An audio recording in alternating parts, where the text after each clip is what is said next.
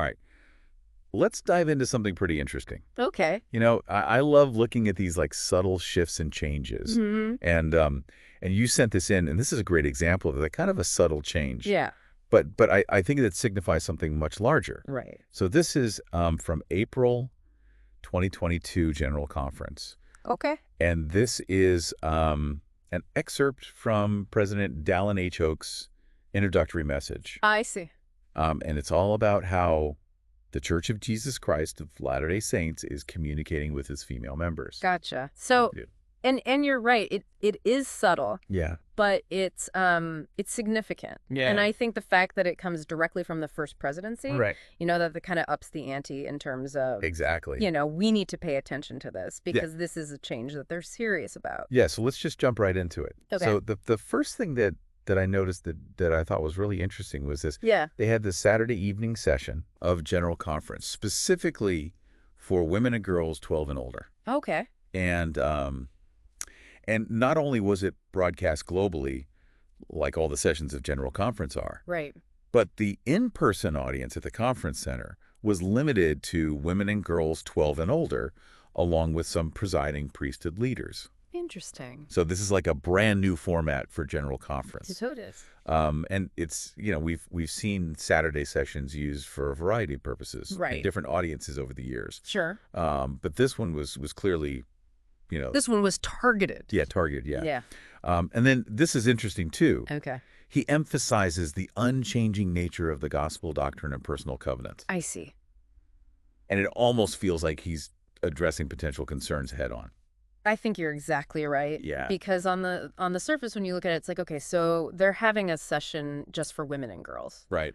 But what does that mean doctrinally? And I think by emphasizing that the gospel doctrine, personal covenants, none of that's changing. Right. That's really significant. Yeah, it's almost like a preemptive. Yes, You know, it is. Like, we know you might be thinking this, but no, this is not changing. Right. And he even talks about, the communication resources that are currently available, Yeah. which I think speaks to the fact that, they're trying to leverage technology and travel to, communicate these things effectively. Yeah. Well, and that's something that's been happening even more so recently is this idea of like, Right. okay, we have all this technology, let's use it, Yeah. to reach the members of the church. Yeah. Exactly. So it's fascinating. Yeah. Okay, so then he goes on to outline like what the session is going to be about. Okay.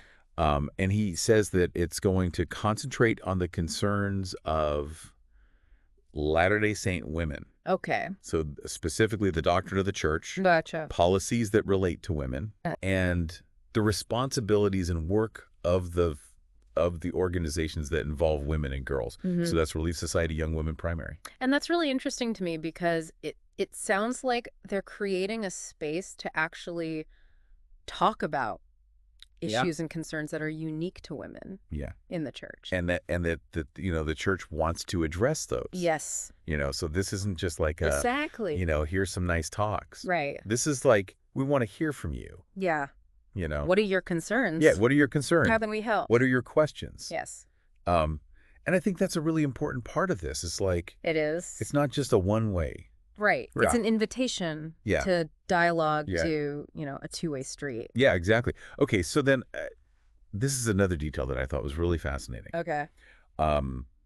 He says that future Saturday evening sessions may be conducted by other female general officers of the church. Okay. As designated by the First Presidency. And that's a big deal. Yeah, what do you think about that?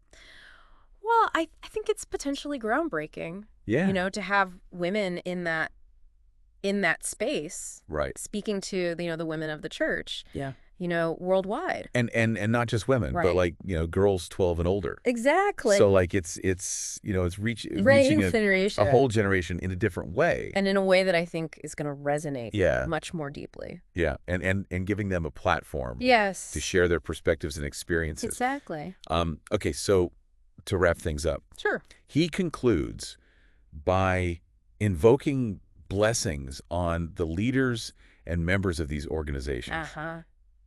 And emphasizing that this is all the work of Jesus Christ. Yeah. What's the key takeaway here? I mean, I think the key takeaway here is that the church is acknowledging the importance of women in the church. Yeah. And the need to, support them and hear their concerns and provide guidance. Yeah. And I think it also speaks to... And do it in a way that's targeted. Exactly, and relevant to their lives.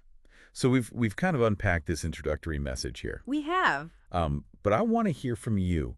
What do you think all this means for the future of Latter-day Saint women? I mean, that's a great question, and I don't know that I have a definitive answer. Yeah. But I think it's going to be fascinating to watch how these changes unfold over the coming years. Because this is just the beginning. It is. Yeah. So that's all the time we have for this deep dive. But keep those questions coming. And remember, the best discoveries often lie beneath the surface. Absolutely. Until next time. Bye.